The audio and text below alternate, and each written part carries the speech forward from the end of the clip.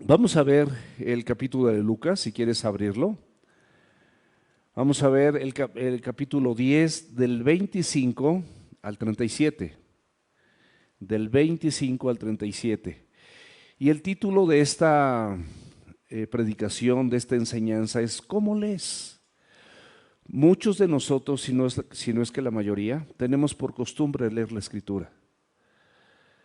Ya tenemos años de hacerlo, años de escucharla también, años inclusive de revisar una versión y revisar otra, inclusive de profundizarnos, de memorizar la Biblia, inclusive hasta meditarla, de sorprendernos cuando entendemos o vemos algo nuevo. Pero el Señor Jesucristo va a hacer una pregunta y ese es el título de esta prédica, de esta enseñanza, es ¿cómo lees? O sea, ¿cuál es la actitud que tienes en tu corazón cuando lees la palabra de Dios? Cuando lees la palabra de Dios, ¿lo haces con toda la intención de que te transforme los pensamientos? ¿De que modifique las intenciones perversas de tu corazón o nada más la lees? Y es lo mismo si la lees o la oyes, porque Dios está hablando. Cuando tú abres la Biblia, Dios te habla. Pero también la Escritura dice en Romanos 10:17 que la fe viene por el oír y el oír de la palabra de Dios. Entonces, cada vez que nosotros oímos la palabra de Dios, Dios nos está hablando, no es la persona que está aquí al frente. Aquí hay personas, hay músicos con un corazón maravilloso, me encanta, de verdad me encanta la alabanza que tenemos con esta familia preciosa, la familia Martínez, los amo de verdad. Y de verdad no es un elogio, simplemente pues es una circunstancia que el Señor permitió tener aquí y yo creo que ellos nos aman, nosotros los amamos y vamos a conjugar el verbo amar porque ustedes también los aman y de verdad esto es algo muy bonito, pero no es algo planeado, no es algo actuado. Ellos vienen, cantan, le cantan a Dios. No estamos viendo aquí un espectáculo, no es un show, no estamos viendo Heber, qué padre toca la guitarra. Omar medio toca el teclado, ¿verdad? Él toca el teclado. Ingrid canta perfectamente bien. O sea, no estamos viendo eso. Ellos nos están ayudando a que todos alabemos a nuestro Dios. Cada palabra, cada línea, cada oración, cada frase es un elogio, es una alabanza para el Señor. No se trata la reunión de nosotros, se trata de Él. No es para elogiar a las personas que estamos aquí al frente, al contrario, tenemos un enorme compromiso al estar al frente. Un enorme compromiso de que Dios nos ayude a vivir en santidad. Porque sin santidad, escúchame, allá, escucha, sin santidad nadie verá al Señor. Ahora, ¿cómo lees? ¿Cómo oyes? Ya nos preguntó eso Lucas también, ¿cómo oíd? ¿Cómo oyes? Ahorita, ¿cómo lees? Porque es lo mismo, tiene que ver una cosa con otra. Todo está en contexto. Y la invitación en esta tarde, o mañana o tarde, es que tú y yo, cuando oigamos y cuando leamos la palabra de Dios, sea con la finalidad de que transforme mi oscuro corazón y renueve mis pensamientos para que yo actúe conforme a lo que Él me indica, a lo que Él me recomienda. No somos mejores que Dios. Tu criterio, tus pensamientos, tus acciones, tus planes no son mejores que los de Dios. Aquí están perfectamente bien plasmados. ¿Alguna persona más joven puede decir, no, es que yo mira y que así que las nuevas generaciones y lo que yo aprendí en la universidad, mira, de verdad, nada, no hay mejor combinación que la edad y la experiencia con la palabra de Dios? Los golpes de la vida que yo me he llevado cada vez que yo no atiendo lo que está aquí escrito. Cuando yo no atendía o no atendí lo que está aquí escrito. Esa es la edad. Y la experiencia, pues me doy cuenta que aquí estaba expresada. Pero si no le haces caso, nada más eres oidor olvidadizo y no hacedor de la palabra, de nada sirve. Qué flojera estar escuchando un sermón cada domingo y cada miércoles, jueves o viernes en la célula, que no estás dispuesto a ponerlo por obra? ¡Qué flojera! O sea, ¿como para qué?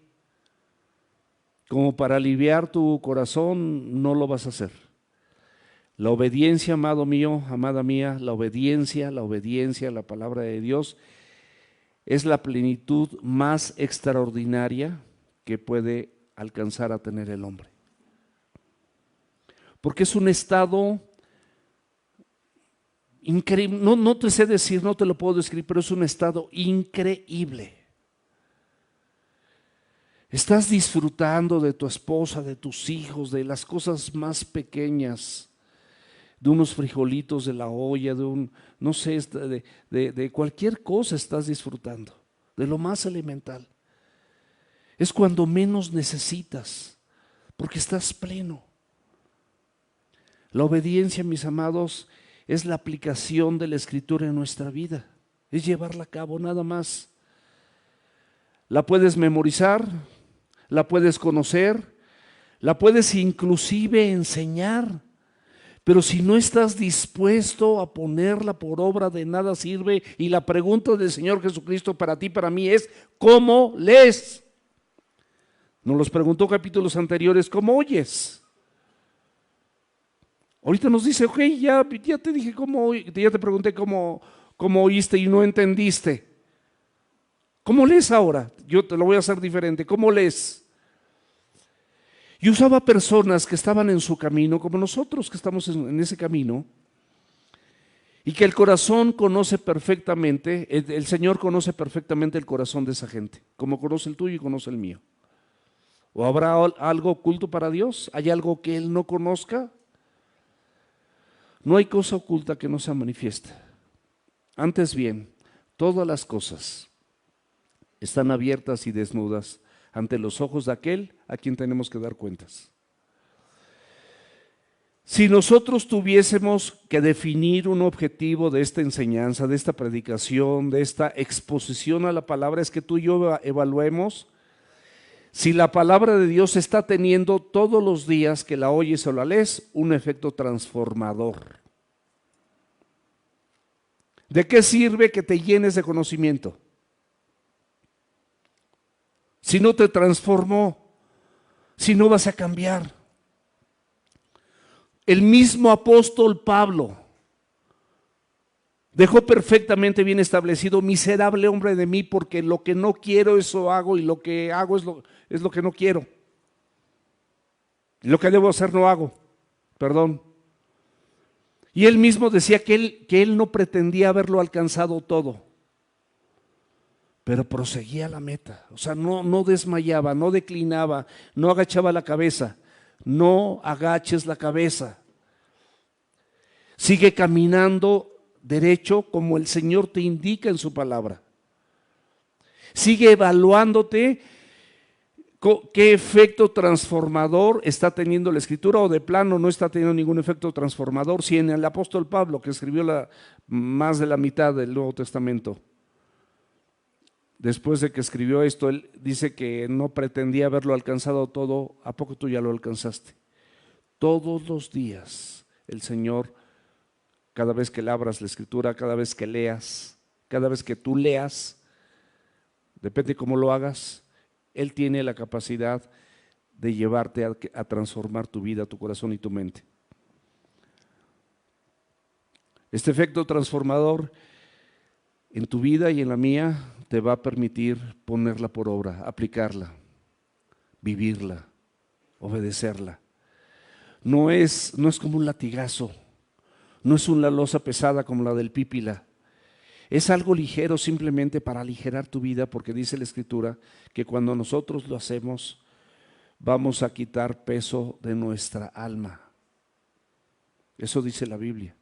Dice que seamos mansos y humildes de corazón, y solamente con un manso y un humilde de corazón, Dios le da la capacidad de que su corazón sea transformado. Cuando estás orgulloso, cuando estás justificándote, cuando tienes razones humanas suficientes para decir que lo que estás haciendo no está mal, estás reprobando delante de los ojos de Dios. Y el Señor quiere que nosotros nos conduzcamos como aprobados, no como reprobados, como aprobados delante de los ojos de Dios.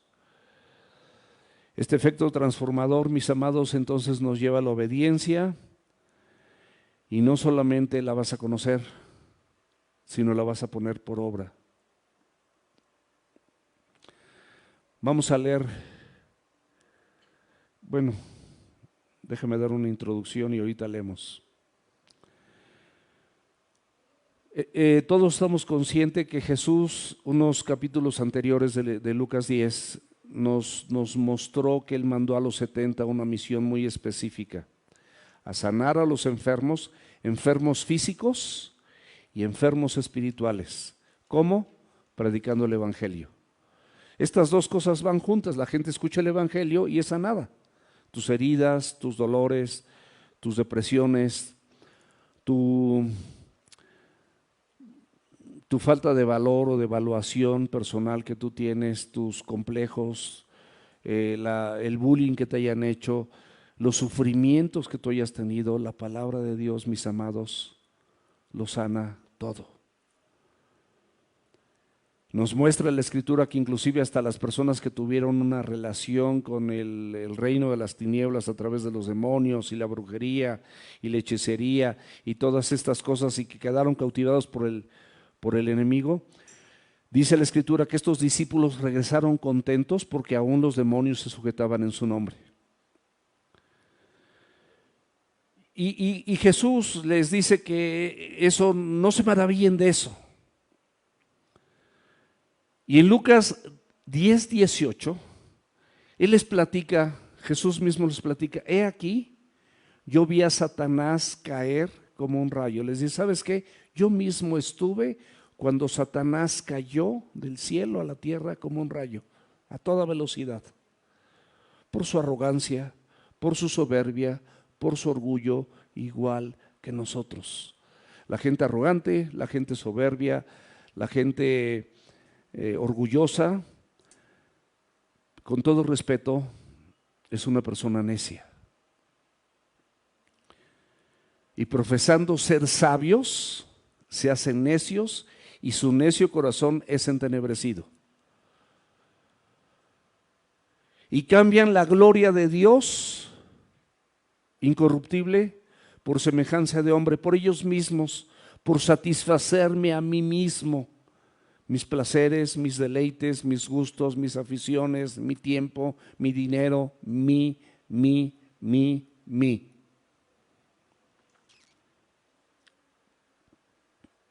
Y pueden ser entregados a pasiones vergonzosas. Eso dice la Escritura. Siempre habrá una degradación cuando tú haces de lado la Escritura. Y Jesucristo les dice en 10:19, dice: he aquí te doy potestad para hollar serpientes y escorpiones y sobre toda fuerza del enemigo, y nada te dañará. El Señor les expresa con toda claridad que no es algo extraordinario que en el nombre de Jesús se doble toda rodilla que están en los cielos, en la tierra y debajo de la tierra, porque así está escrito, para que toda lengua confiese que Jesucristo es el Señor de Dios Padre. Santiago 2:19 dice que tú crees en Dios, bien haces. Los demonios también creen y tiemblan. O sea, no hay ninguna diferencia. Entonces, Él les aclara que esto no es lo más importante por lo que deben de gozarse. Gócense por poner su mirada en las cosas de arriba, no en las cosas temporales. Es importante que aprendamos a poner nuestra mirada en las cosas de arriba, en las cosas eternas, no en las temporales, mis amados. Lo importante es que sus nombres estén escritos en el libro de los cielos, no que los demonios se sujeten en su nombre, no, inclusive ni siquiera las sanidades ni los milagros. Esa es una manifestación de Dios, particularmente en esos tiempos, que fue grandiosa para llamar la atención de la gente y mostrar que Él era el Mesías y que tenía soberanía y autoridad sobre demonios, sobre enfermedades, sobre mano seca, sobre sordos, sobre ciegos, sobre mudos, sobre paralíticos, sobre la misma muerte, sobre las cosas naturales como los vientos y las tempestades, sobre el mar. Nada más era eso. Era una manifestación necesaria como parte de su reino que se había acercado. Pero ese acercamiento tiene que ir forzosamente acompañado de arrepentimiento. Porque si no hay arrepentimiento, mis amados, no hay remisión de pecados. No hay un pago por esos pecados si no te arrepientes. Y después de estas cosas, Jesús alabó al Padre porque esta revelación no se la dio a los sabios y entendidos de su tiempo. Esa revelación no fue para esos sabios y entendidos de los tiempos de este mundo. No fue para los inteligentes conforme al mundo. Las personas brillantes conforme a las cosas temporales de este mundo. No fue así, mis amados. Fue justamente para aquellos que tenían un corazón de niño, aquellos que eran mansos y que eran humildes de corazón. Aquellas personas que tenían un corazón sencillo. Y en este contexto, ante esta situación, por ahí se levanta un escriba, porque él está diciendo esto, y se levanta un escriba y vamos a ver lo que dice. Y aquí un intérprete de la ley, ese me refiero al escriba, también había algunos fariseos, se levantó y dijo, pero como dijo, para probarle. O sea, no había buenas intenciones, simplemente esto lo hacía para probarle. Y con mucha solemnidad e hipocresía le dice, maestro, ¿haciendo qué cosa heredaré la vida eterna? Él le dijo, ¿qué está escrito en la ley? En otras palabras, ¿qué dice la Escritura? ¿Qué dice la palabra de Dios? Porque ahí están todas las respuestas. Y lo que dice, te hace una segunda pregunta, ¿cómo lees? ¿Con qué actitud estás leyendo? Aquel respondiendo dijo, amarás al Señor tu Dios con todo tu corazón y con toda tu alma y con todas tus fuerzas y con toda tu mente y a tu prójimo como a ti mismo. Y le dijo, bien has respondido, haz esto y vivirás. Pero queriendo justificarse a sí mismo, dijo a Jesús, ¿quién es el prójimo? Respondiendo Jesús dijo, un hombre descendía de Jerusalén a Jericó y cayó en manos de ladrones, los cuales le despojaron e hiriéndole, se fueron dejándole medio muerto. Aconteció que descendió un sacerdote por aquel camino y viéndole pasó de largo. Asimismo un levita, llegando cerca de aquel lugar, viéndole pasó de largo también. Pero un samaritano que iba de camino, vino cerca de él y viéndole, fue movido a misericordia. Y acercándose, vendó sus heridas, echándoles aceite y vino, poniéndoles un cabalgadura, y lo llevó al mesón y cuidó de él. Otro día al partir, sacó 2 denarios y los dio al mesonero y le dijo, cuídamele, y todo lo que gastes de más, yo te lo pagaré cuando regrese. ¿Quién pues de estos 3 te parece que fue el prójimo que cayó en manos de los ladrones? Él dijo, el que usó de misericordia con él. Entonces Jesús le dijo, ve y haz tú lo mismo. Ay, auxilio. Me sale algo, yo no sé mover una computadora, nada más le sé bajar y subir. Pero aquí me apareció, perdón. Muchas gracias. Perfecto.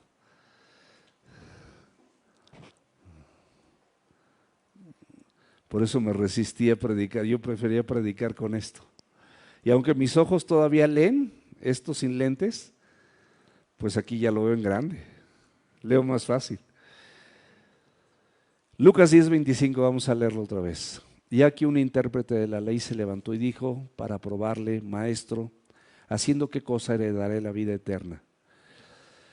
Mis amados, antes de continuar, debemos de saber que no hay nada que tú y yo podamos hacer para ganarnos la vida eterna. Efesios capítulo 2, versículos 8 y 9, subráyalo, tenlo presente en tu Biblia, marcado. Dice: por gracia somos salvos, por medio de la fe. Y esto no es tuyo ni es mío, es un don, es un regalo de Dios a través de Jesucristo. Y te lo aclara, por si quedó una duda: no por obras, para que nadie se gloríe. Es un don, mis amados, es un regalo de Dios.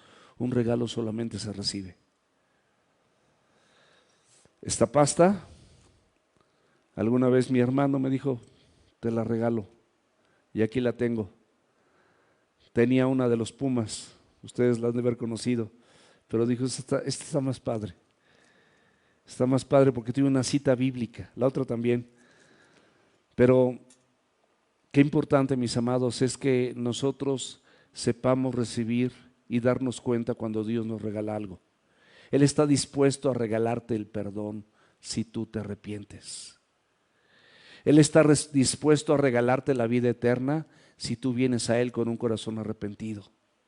Si tú reconoces tu pecado delante de sus ojos y sabes que lo que estás haciendo no es correcto delante de los ojos de Dios, déjalo, mi amado. Déjalo, mi amada. Proponte y ve las maravillas de Dios y la capacidad que Él tiene para hacer una vida diferente en ti. Increíble. Este escriba, mis amados, era conocido como maestro de la ley. Eran maestros de toda interpretación y enseñanza para el pueblo, expertos en la ley y estudiosos profesionales para explicar la aplicación de cada una de las partes de la Escritura. Ellos sabían muchas cosas, pero la manera en la que ellos leían ya era una manera religiosa. Ya no era era como para ampliar su conocimiento, era como para lucirse delante de la gente, era para recibir el aplauso del hombre.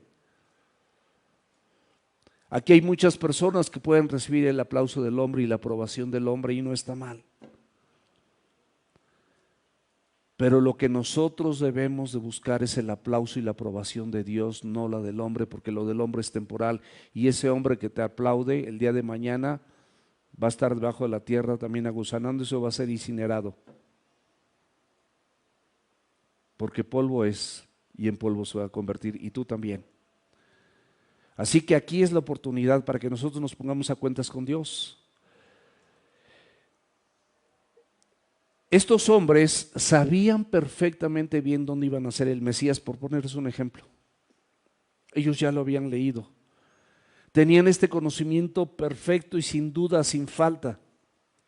Pero ellos, mis amados, como muchos de nosotros, no tuvieron la fe y la confianza en lo que está escrito para seguir a los magos de Oriente y poderle ver al Mesías y que esa revelación hubiera sido una realidad y hubiera transformado sus vidas. Por supuesto que en la Escritura vamos a encontrar escribas que fueron convertidos al Señor. La Biblia no nos especifica si y en esta historia va a ser, posteriormente fue salvo, no lo sabemos. Pero nos vamos a dar cuenta cómo, a pesar del conocimiento que tenía esta persona, como muchos de ustedes que han sido instruidos inclusive desde niños y tienen el conocimiento y saben lo bueno y lo malo delante de los ojos de Dios, sin embargo deciden llevar una vida pecaminosa de manera voluntaria, pues probablemente puede ser aprobado por los hombres, pero reprobado delante de los ojos de Dios. Y así estas personas eran aprobados por la gente, por el pueblo en general, por otros, por los mismos fariseos, los saduceos. Más o menos había una buena relación entre ellos. Y tenían cierta aprobación y cierto reconocimiento con los mismos sacerdotes y con la gente de los levitas y la gente que tenía que ver con el templo. Pero estaban reprobados delante de los ojos de Dios. Y ahorita vamos a ver cómo el Señor lo descubre. Y ellos, sabiendo esta enorme revelación de dónde iban a ser el Mesías, ni siquiera hicieron caso, porque Dios había escondido esta revelación para los que se creían sabios y entendidos. Dios la había escondido. Abre la Biblia, por favor, en Filipenses capítulo 2, versículo 3. Regularmente una persona que no es humilde y no es mansa, escúchame bien, una persona que no es humilde y no es mansa, regularmente va a ser una persona contenciosa. De todo se va a quejar, va a hacer observaciones, él está bien o ella está bien, y hace observaciones siempre de los demás, siempre, invariablemente. Porque tiene una vanagloria hacia sí misma, hacia sí mismo. Eso es una gloria vana, un concepto personal que no está a la altura de los parámetros escriturales, porque los parámetros escriturales nos dice que aprendamos del Señor a ser mansos y humildes y hallaremos descanso para nuestra alma. Esas personas regularmente no van a tener descanso, no hay un contentamiento pleno, hay un contentamiento en algunas cosas, pero no hay un contentamiento pleno. Y siempre están haciendo estas dos cosas, o contender o vanagloria. Y el Señor les da la solución y nos las da a nosotros. Antes bien, con humildad. ¿Cómo lees esto? Yo estoy haciendo un paréntesis porque esto es palabra de Dios, no es palabra de hombre. ¿Cómo lees esto? Lo dice el Señor, con humildad. Antes del otro, con humildad. Antes de contender, humildad. Antes de la vanagloria, humildad. Si tú tienes humildad, ni vas a contender, ni vas a vanagloriarte. No te vas a sentir sabio y entendido y que tú sí sabes y los demás no. Estimando cada uno a los demás como superiores a él mismo. Eso es lo que va a pasar. Y la Biblia te lo dice por muchísimas partes. En Romanos 12:3. Digo pues, por la gracia de Dios que te es dada. Yo quiero preguntar aquí, quiero que levante conmigo, ¿quién considera que ha recibido gracia de Dios? Un favor inmerecido de parte de Dios. Muchos favores inmerecidos, gracia de Dios. Dice que por la gracia que te ha sido dada, a cada cual que esté entre ustedes, que no tenga más alto concepto de sí que el que debe tener. Esto tiene que ver también con la humildad y la mansedumbre, con un corazón sencillo y un corazón de niño, cosa que el escriba no tenía. Él pretendía ganar la salvación a través de hacer cosas. Y te llama la atención el Señor para que pienses de ti con cordura, ten congruencia al pensar de ti. Piensa de ti con cordura, no eres nada, no eres mejor que el otro. Ni siquiera que el pecador, porque tú también eres pecador o pecadora. Conforme a la medida de fe que Dios repartió a cada uno. Tú tienes una medida de fe. Confía en lo que Dios te está diciendo y aplícalo a tu vida. Esto no es para llenarte de conocimiento. El título es maravilloso. ¿Cómo lees? O sea, ¿cómo estás oyendo? ¿Cómo estás leyendo? Los escribas, mis amados, y los fariseos eran opositores abiertos a la persona de Jesús y a sus enseñanzas. Anteriormente y durante todo su ministerio ya le habían presentado preguntas difíciles con la intención de hacerlo caer, de que se equivocara, de que tuviera alguna contradicción y de que dijera algo o hiciera algo contrario a lo que estaba escrito. Querían algún pretexto para poderle acusar. Pero dice la Escritura que tenemos un sumo sacerdote que fue tentado en todo, probado en todo, pero sin pecado. Ese es Jesucristo, es el único. Tú y yo no somos así. Tú y yo tenemos que luchar todos los días con nuestra naturaleza para vencerla con las armas de nuestra milicia, que no son carnales, sino poderosas en Dios para destrucción de fortalezas. tus tentaciones, tus adicciones, tu situación personal te tiene atrapado de tal manera que solamente con las herramientas dadas por Dios podrás vencer. Maestro, le dice este escriba, ¿haciendo qué cosa heredaré la vida eterna? Esta pregunta obedece a un pensamiento errado de todos los judíos, todos los escribas y todos los fariseos, que pensaban que ellos tenían que hacer algo para ganarse la vida eterna. Y lo vimos desde un principio, no tenemos que hacer nada, es un regalo de Dios gratuito, no te cuesta.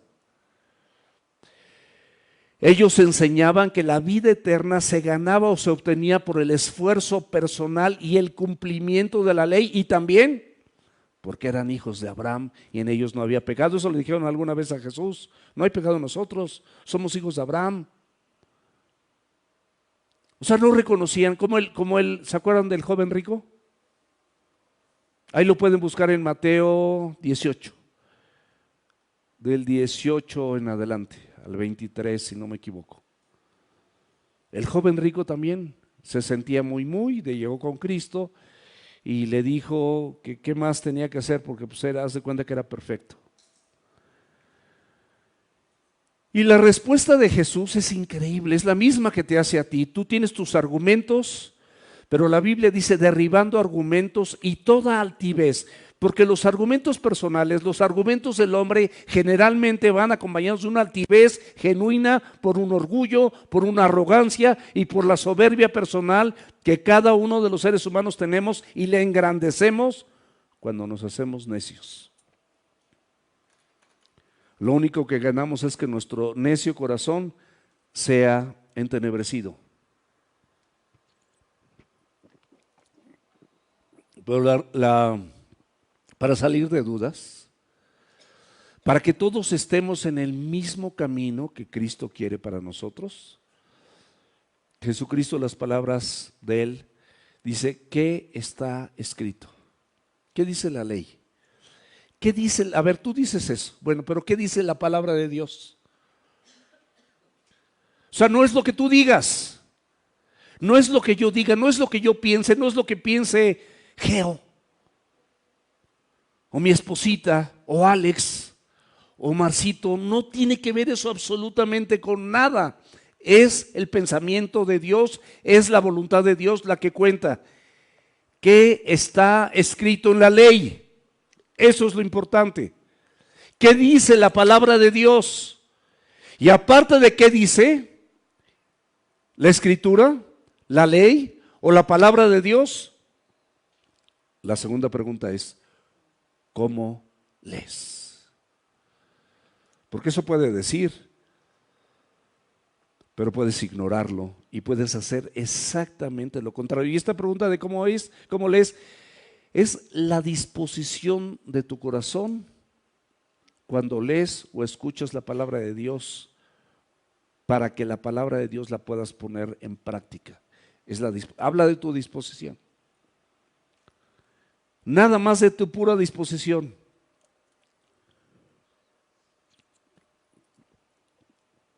Este varón, escriba, podía soportar su planteamiento a través de tradiciones o interpretaciones personales, como solemos hacerlo nosotros.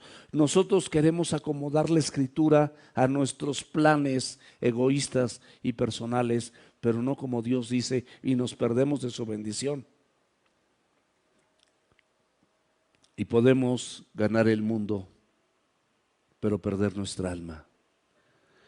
Pongamos nuestra mirada siempre en las cosas de arriba, en la palabra de Dios, en las cosas eternas, no en las de la tierra, que son temporales, que son vanas. Por esa razón, luego no tenemos el evangelio completo, y al no tener el evangelio completo tenemos la gracia de Dios y la misericordia, sí, pero toda truncada, porque nuestras acciones y actitudes estorban la bendición de Dios y la detienen. No detengas la bendición de Dios, mi amado. Fíjate cómo lees. Eso va a representar cómo oyes la palabra de Dios. ¿Cuál es tu actitud? ¿Es para que renueve tus pensamientos a los tuyos realmente? ¿O es para conocimiento nada más? Y decir, pues fui a la iglesia, estuve en la iglesia, no he faltado todo el año, y empiezas a autojustificarte como esta persona lo va a hacer. Mis amados, la palabra de Dios no cambia. No tiene que ver la época, no tiene que ver el lugar, no tiene que ver las interpretaciones, no tienen que ver las tentaciones, las tradiciones, y mucho menos tus argumentos personales y egoístas, menos, porque tus pensamientos no son sus pensamientos, ni tus caminos son sus caminos. Así como son más altos los cielos que la tierra, así son los pensamientos y los caminos de Dios más altos que los tuyos. No juguemos al vivo. Y otra característica hermosa de la palabra: permanece con firmeza desde el principio. Y por eso lo hace la segunda pregunta. Ahí está la palabra. Tú ya sabías dónde iba a nacer yo y no fuiste. Pero yo te pregunto, ¿cómo lees? Como les dije en un principio, en Lucas también, ¿cómo oyes? ¿Cómo lees? El contexto completo, la unificación de criterio, la no contradicción, la congruencia del Señor Jesucristo cuando explica algo. Y esto del griego, mi amado, tiene que ver algo. Hay una palabra anaginosco, esto de cómo lees, que significa conocer, es conoce a Dios. ¿En qué consiste la vida eterna? En que le conozcan a Él, o sea, a Dios, el único Dios verdadero, y a Jesucristo a quien tú has enviado. Es un conocimiento profundo, nada más. Cuando lo conoces aplicas esto porque lo conoces, nada más. Es saber, es un saber, es un entendimiento. Saber qué es el que quiere, cuál es su voluntad. Entiendo lo que Él tiene para mi vida, no lo estoy haciendo, Señor, ayúdame. Tú sabes cuántas veces me he encontrado en un entredicho, en un callejón sin salida, y que no veo ninguna forma más que hacer lo que Dios me dice y confiar en lo que está escrito. Decenas de veces. No sé si cientos, pero decenas seguro. Y la palabra de Dios, les prometo, mis amados, nunca, nunca, nunca falla. Es perfecta, perfecta de verdad. Anaginosco es informarse.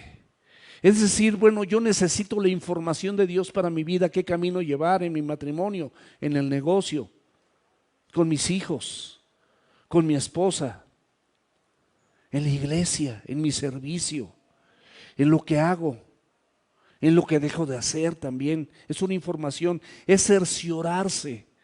Cuando tú te cercioras es porque estás seguro de lo que dice. Eso es anaginosco, es como lees, estoy seguro que esto dice y estoy seguro que esto también se va a cumplir en mi vida.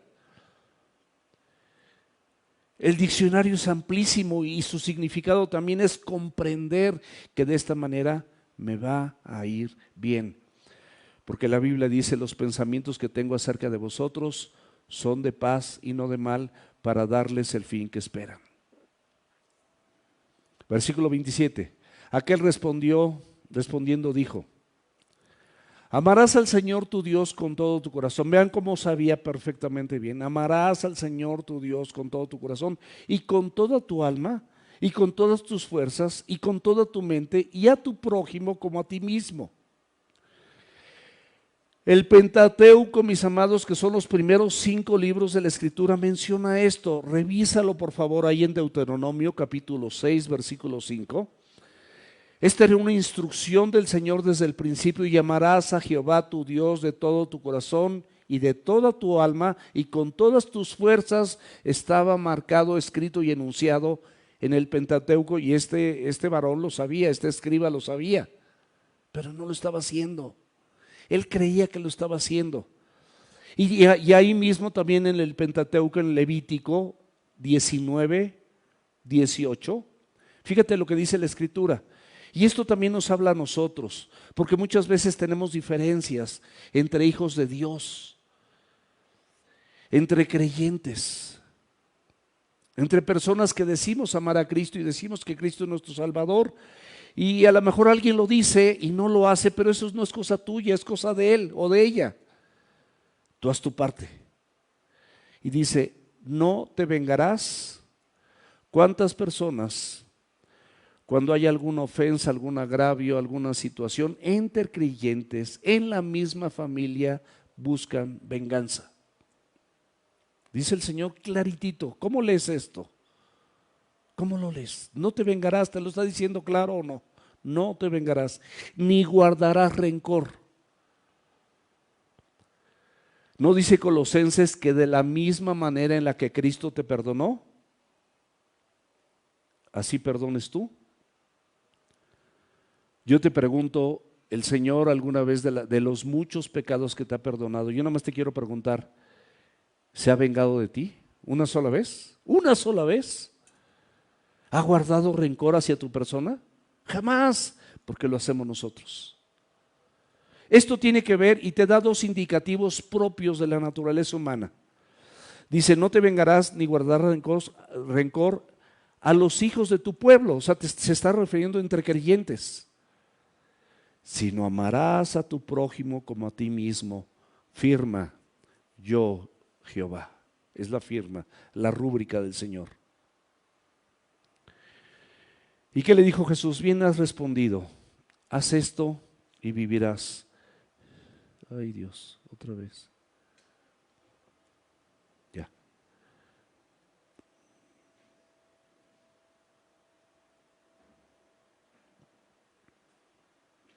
Ya, muchas gracias. Muchas gracias, Isaac. Jesucristo es mi pronto auxilio en las tribulaciones, pero también Isaac me está ayudando en mis tribulaciones. No, a mí me parece algo que aquí que no viene y no sé ni qué hacer. Versículo 28, y le dijo, bien ha respondido. Tú también sabes muchas cosas y bien has respondido. Pero ¿de qué sirve si no lo haces para vivir? Si no le pones por obra. Pero no tienes la capacidad y se lo va a decir. Esta respuesta del intérprete de la ley es correcta. Jesucristo tuvo encuentros diversos con personas distintas. Aquí, por ejemplo, en Mateo 22, del 34 al 40, le hicieron la pregunta del mayor mandamiento. Vamos a leerlo. Entonces los fariseos, oyendo que había hecho callar a los saduceos, o sea, los saduceos habían dicho también querían tentar a Jesús también, para variar. A ver, si un hermano tiene a su esposa y este hermano muere, la costumbre era que el otro hermano se casara con esa mujer. Y luego con otra y así llega a 7. Y cuando estén en el cielo, ¿de quién va a ser esposa? Querían tentar a Jesús. Y el Señor Jesucristo les dijo que allá en el cielo no habrá nada de esto. Ni se casarán ni se darán en casamiento. Y los dejó callados. Y entonces los fariseos, oyendo que había hecho callar a los saduceos, se juntaron con los saduceos a una, fíjate ahí cómo los malos sí se juntan, y nosotros como creyentes no nos unimos. Y uno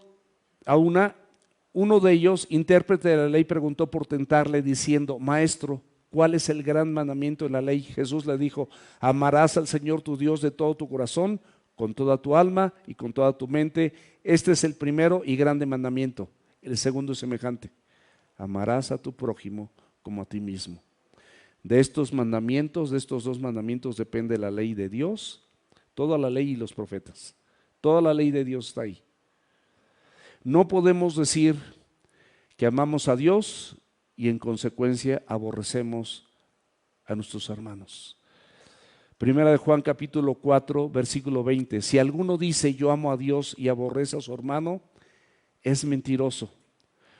Pues el que no ama a su hermano a quien ha visto, ¿cómo puede amar a Dios a quien no ha visto? Jesús le dijo: haz esto y vivirás. Levítico 18:5, también del Pentateuco, estaba escrito, él lo sabía, dice: por tanto guardaréis mis estatutos y mis ordenanzas, los cuales haciendo el hombre vivirá en ellos, firma yo Jehová. Ezequiel, hablando de los profetas, o sea, la ley y los profetas, 20:11, dice: y les di mis estatutos y les hice conocer mis decretos, por los cuales el hombre que los cumpliere vivirá. Es una declaración también de Dios. Esta, mis amados, es la promesa de la ley. Pero sabemos que ningún pecador, es decir, todos nosotros, ninguno, ni los de antes ni nosotros, podemos tener una obediencia perfecta. ¿Estamos de acuerdo? Nadie puede tener una obediencia perfecta. Estas demandas de la ley son imposibles de lograr, de obedecer. Necesitamos forzosamente la capacidad que Dios nos dé para hacerlo.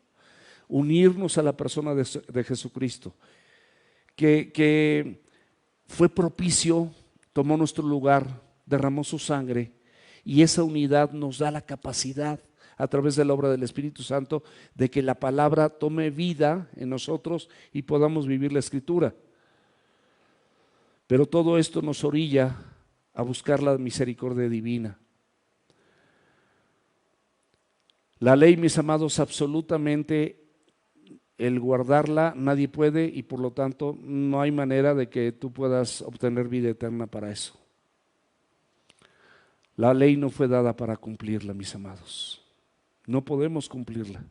Simplemente es como un removedor para que salga todo lo malo de ti y te des cuenta que nada de eso puedes cumplir y que necesitas un Salvador a fuerzas. A fuerzas. La Escritura te lleva al Salvador, nada más. Es el propósito. Romanos 3:20. Ya que por las obras de la ley ningún ser humano será justificado delante de él, porque por medio de la ley es el conocimiento del pecado. Nada más, por medio de la ley tú conoces todas tus deficiencias humanas.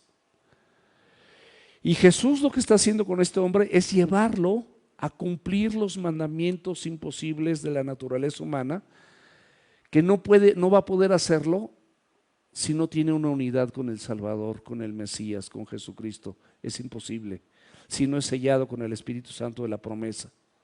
Gálatas 3, versículos del 10 al 13. Porque todos los que dependen de las obras de la ley están bajo maldición. Todos, cualquier persona que pretenda salvarse por acciones está bajo maldición. Porque escrito está: maldito todo aquel que no permaneciere en todas las cosas escritas. O sea, no las vas a cumplir, no vas a poder cumplir todas las cosas escritas. Si tú tratas de permanecer en esto, no lo vas a lograr. Para hacerlas, y que por la ley ninguno se justifica para con Dios, es evidente, porque el justo por la fe vivirá. Y la ley no es de fe, sino que dice: el que hiciere estas cosas vivirá por ellas. Cristo nos redimió de la maldición de la ley, hecho por nosotros maldición, porque escrito está: maldito todo aquel que es colgado en un madero. En el madero de la cruz, Él llevó todas tus culpas, todas tus imposibilidades, para que en Él puedas alcanzar salvación. Este escriba religioso, conocedor de la ley, debió responder ante la persona de Jesucristo su culpa y no pretender justificarse a sí mismo, pero ¿sabes qué? Así lo hacemos nosotros. Siempre queremos autojustificarnos de las cosas que hacemos de forma incorrecta y de lo que hacemos fuera de la voluntad de Dios. Y en el versículo 29, ya vamos a terminar, viene el primer pero esto es el pero del hombre.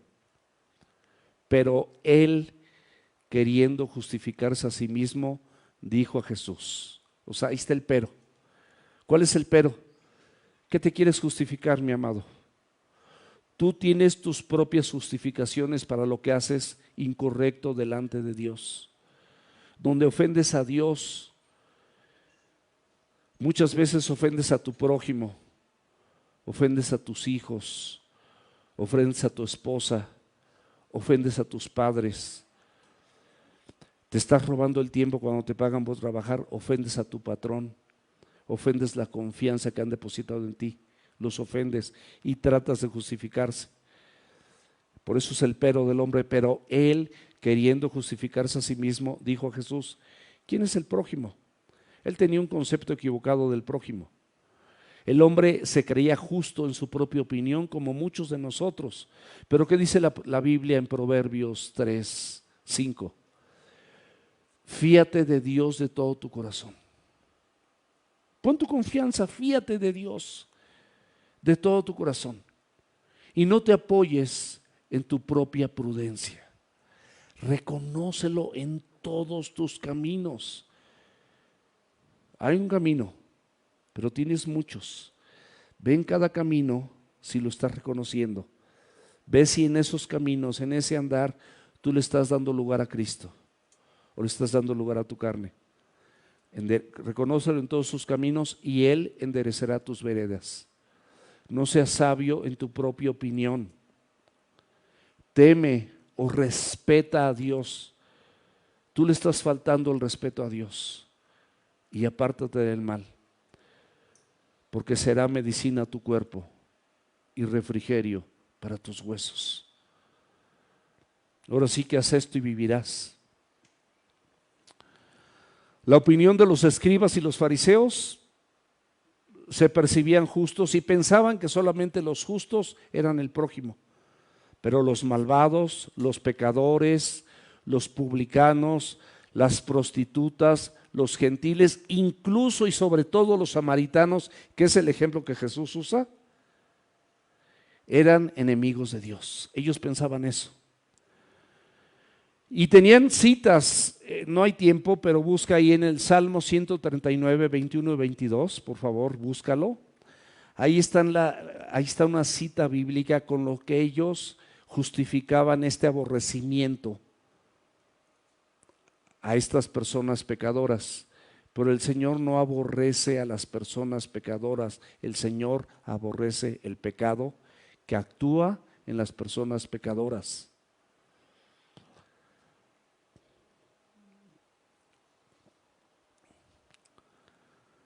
No se trata, mis amados, de un odio personal, de un odio vengativo en contra de aquellas personas o individuos o clases que están haciendo cosas inapropiadas. La ideología de género. Les prometo que yo no odio, no soy homofóbico, por ejemplo. No tengo odio contra el feminismo, pero estas ideologías, por supuesto que yo no las comparto, porque no hay tres géneros. Biológica y científicamente hay hombre y hay mujer, punto. El diseño de Dios, hay un orden. El hombre es la cabeza, la mujer es la ayuda idónea. Y de nada se gana destruyendo y pintando y rompiendo puertas y ventanas a todo su paso. ¿Cómo puedo estar de acuerdo con eso? No se ha ganado absolutamente nada. Vean las estadísticas mundiales, no se ha ganado nada. No hay tiempo de decirla, pero hay estadísticas así donde no se gana absolutamente nada. Pero no estamos de acuerdo con eso. Yo no puedo ir marchando ahí con esas personas, por supuesto, no puedo ser copartícipe de eso. Si alguien aquí me dijera, pues yo no puedo, yo y mi esposa no podríamos así coparticipar con eso. El aborrecimiento piadoso, mis amados, se caracteriza por una tristeza compasiva ante la condición pecadora de una persona e inclusive de un familiar. Tú tienes una compasión, sabes que esa persona está mal y sabes que no está haciendo las cosas bien.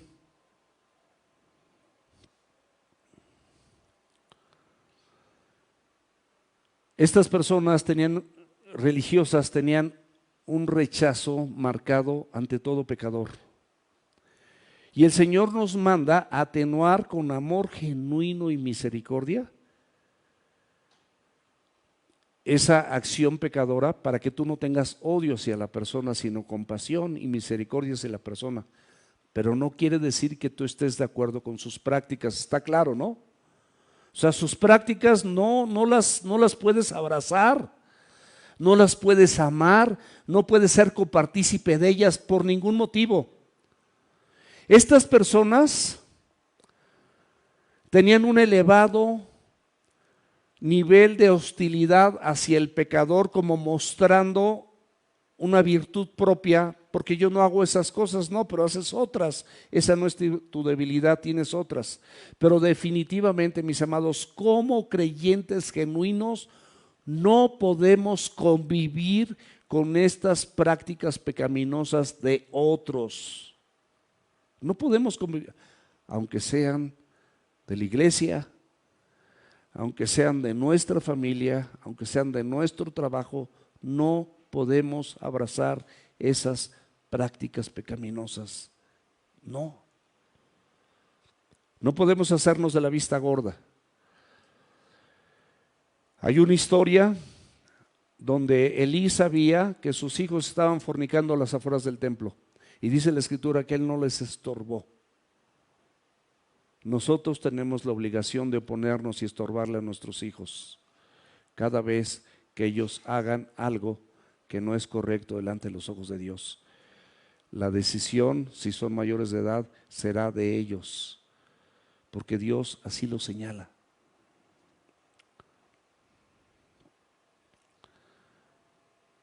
Con estas prácticas de aborrecimiento hacia las personas y no hacia el pecado, anulaban el segundo mandamiento.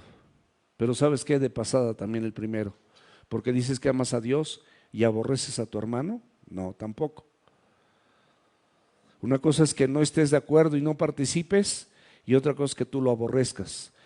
Pero Jesucristo destruyó estos argumentos de odiar a los enemigos. Versículo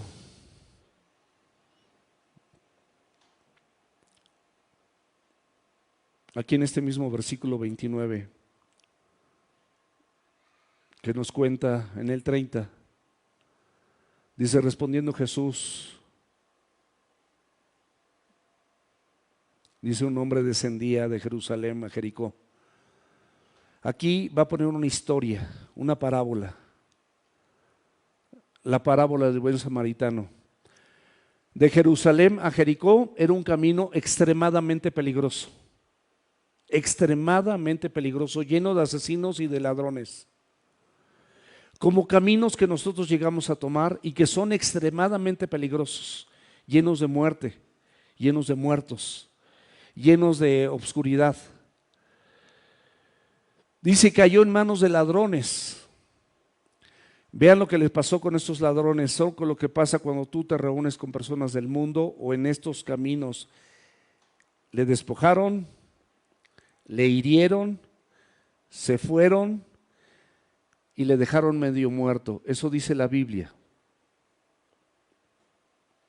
Y te sigue contando, versículo 31, aconteció que descendió un sacerdote por aquel camino, por aquel mismo camino, un sacerdote, una persona que representaba al pueblo delante de Dios. Dice, y viéndole, pasó de largo. O sea que no importa que sean personas que conozcan y que están en la iglesia, eso no importa. No es lo importante, no importa que se sepan la Biblia de memoria si no la ponen por obra. Esta persona viéndole pasó de largo. Asimismo, versículo 32, un levita llegando cerca de aquel lugar y viéndole pasó de largo también. Y aquí viene el pero de Dios, el pero de Jesús.